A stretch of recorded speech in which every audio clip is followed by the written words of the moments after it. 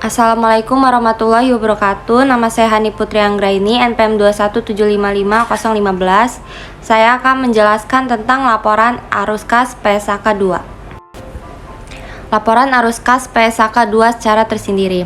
Laporan arus kas adalah laporan keuangan yang menyajikan jumlah aliran kas yang masuk ke perusahaan, cash inflow, dan jumlah aliran kas yang keluar dari perusahaan, atau cash outflow, dan perubahan selama satu periode tertentu.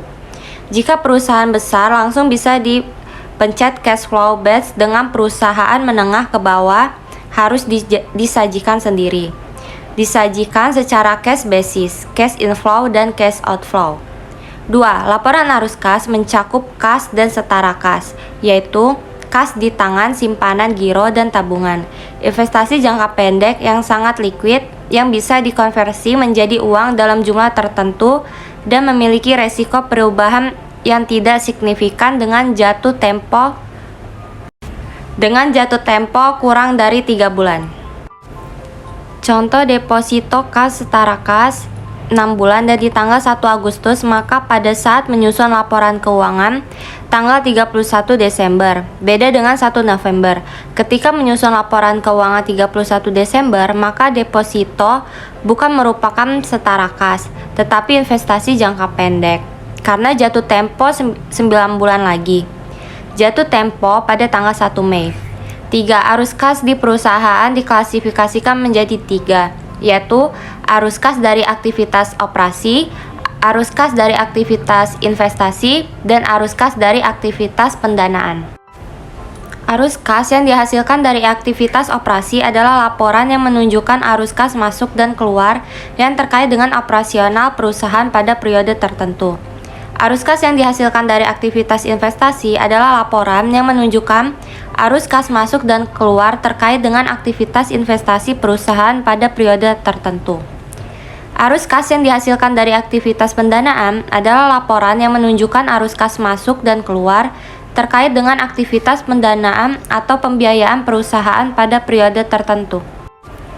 Manfaat dari laporan arus kas yaitu: yang pertama, laporan keuangan membantu pemakai memperoleh informasi. Yang kedua, kemampuan perusahaan memperoleh kas. Yang ketiga, kemampuan perusahaan memenuhi kewajiban. Yang keempat, menjelaskan laba akuntansi dan laba tunai. Yang kelima, pengaruh kegiatan investasi dan pembiayaan cash dan non-cash terhadap posisi keuangan perusahaan. Arus kas dari aktivitas operasi. Aktivitas operasi adalah aktivitas penghasil utama pendapatan entitas dan aktivitas lain yang bukan merupakan aktivitas investasi dan pendanaan. Contohnya seperti pesawat Garuda, aktivitas operasinya jual beli tiket, melakukan perawatan pesawat terbang. Indikator utama menentukan apakah operasi dapat menghasilkan kas untuk melunasi pinjaman dan memelihara kemampuan operasi entitas, membayar dividen dan melakukan investasi. Jika arus kasnya negatif, maka operasionalnya tidak sehat. Arus kas masuk atau inflows terdiri dari penerimaan dari penjualan barang atau jasa, royalti, pendapatan lain, penerimaan dari pemberian untuk bank, dan penjualan sekuritas dari perusahaan efek. Arus kas keluaran atau outflows terdiri dari pembayaran kepada pemasok barang dan jasa, pembayaran untuk karyawan, pembayaran klaim, asuransi, pembelian efek, perusahaan efek, pengembalian kredit, dan pembayaran biaya operasi. Pelaporan arus kas dari aktivitas operasi. Entitas melaporkan arus kas dari aktivitas operasi dengan menggunakan salah satu dari metode berikut. Metode langsung. Kelompok utama dari penerimaan dan pengeluaran kas bruto diungkapkan. Metode tidak langsung. Laba disesuaikan dengan mengoreksi transaksi non-kas, penangguhan atau akrual, dan unsur penghasilan atau beban yang terkait aktivitas investasi dari pendanaan. Dianjurkan melaporkan dengan metode langsung. Informasi yang berguna, semua perusahaan yang terdaftar di bursa memakai metode langsung di dalam laporan arus kasnya. Beban penyusutan arus kas dari aktivitas operasi adalah laporan laba rugi, aset lancar komparatif, dan liabilitas jangka pendek komparatif. Arus kas investasi. Aktivitas investasi adalah perolehan dan pelaporan aset jangka panjang serta investasi lain yang tidak termasuk setara kas. mencerminkan pengeluaran untuk sumber daya yang dimaksudkan menghasilkan kas di masa depan. Bahan penyusun utama arus kas investasi adalah aset tidak lancar komparatif. Operasi antara lain laporan laba rugi, aset lancar, dan liabilitas jangka pendek. Sedangkan investasi antara lain aset tidak lancar. Kas masuk dari penjualan investasi atau inflows. Penerimaan penjualan aset tetap, aset tidak berwujud, dan aset jangka panjang lain. Penerimaan kas dari kontak future atau forward future untuk pendanaan. Penerimaan penjualan instrumen utang atau kas lain diperdagangkan.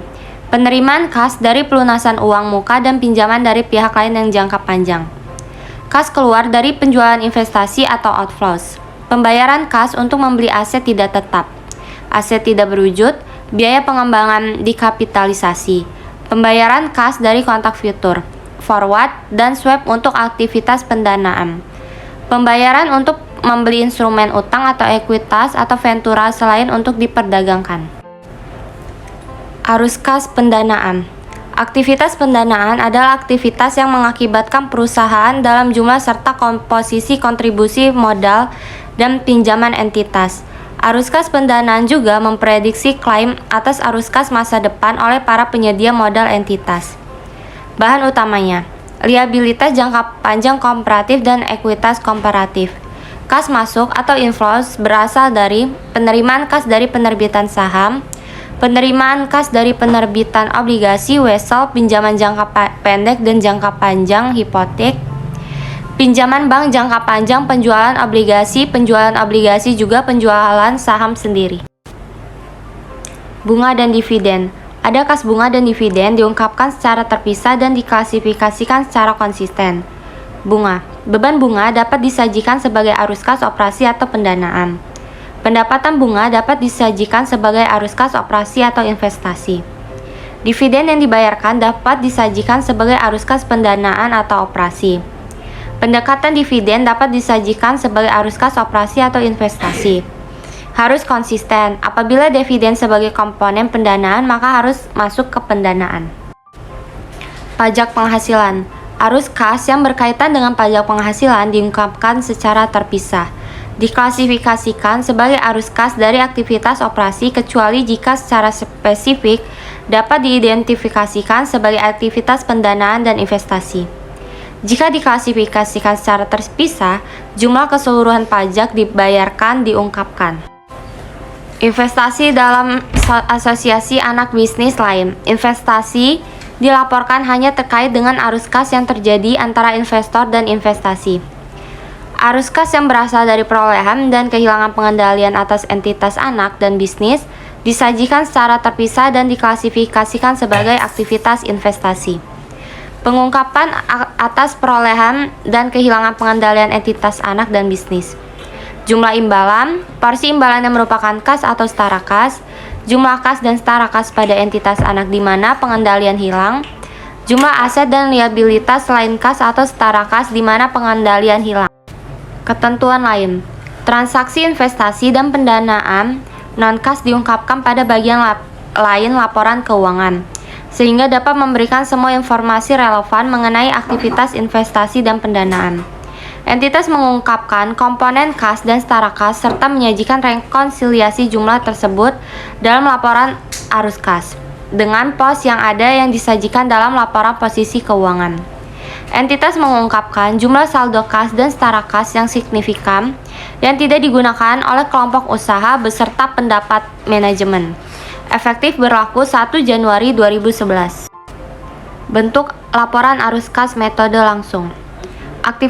Aktivitas operasi metode langsung. Dengan metode langsung, informasi mengenai kelompok utama penerimaan kas bruto dan pengeluaran kas bruto dapat diperoleh baik dari catatan akuntansi entitas atau dengan menyesuaikan penjualan, beban pokok penjualan, dan pos-pos lain dalam laporan laba rugi komprehensif untuk perubahan persediaan, piutang usaha dan utang usaha selama periode berjalan, pos bukan kas lainnya, dan pos bukan kas lainnya. Pos lain yang berkaitan dengan arus kas investasi dan pendanaan. 2. Metode tidak langsung.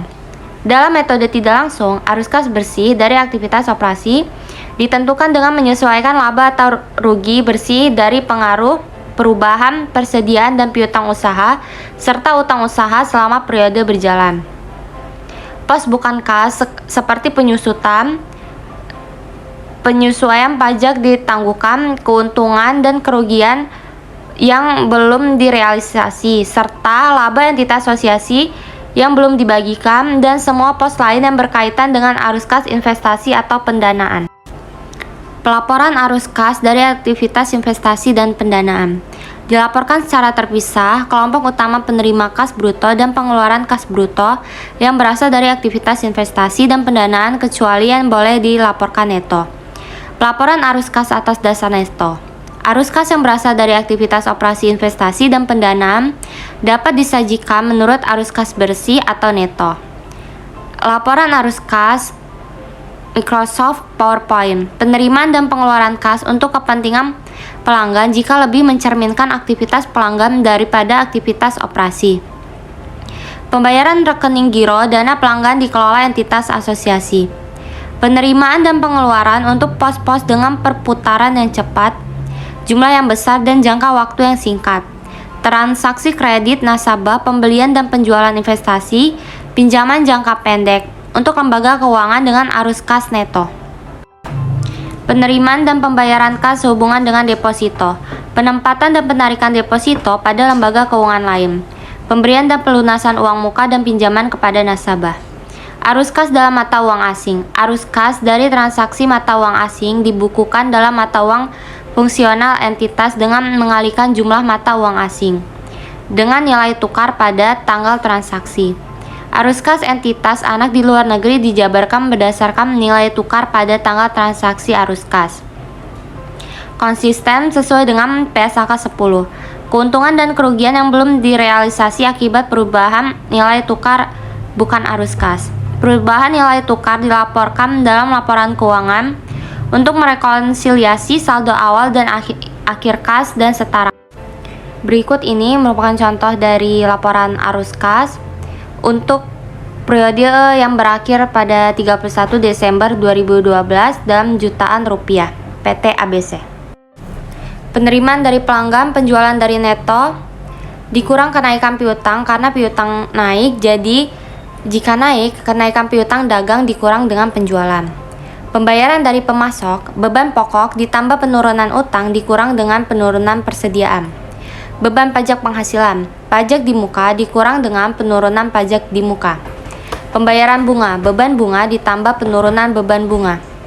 Beban operasional lainnya, beban sewa ditambah sewa dibayar di muka. Semua ditotal dan jadilah jumlah arus kas dari aktivitas operasi. Dan arus kas dari aktivitas investasi, penjualan aset dikurang dengan pembelian aset.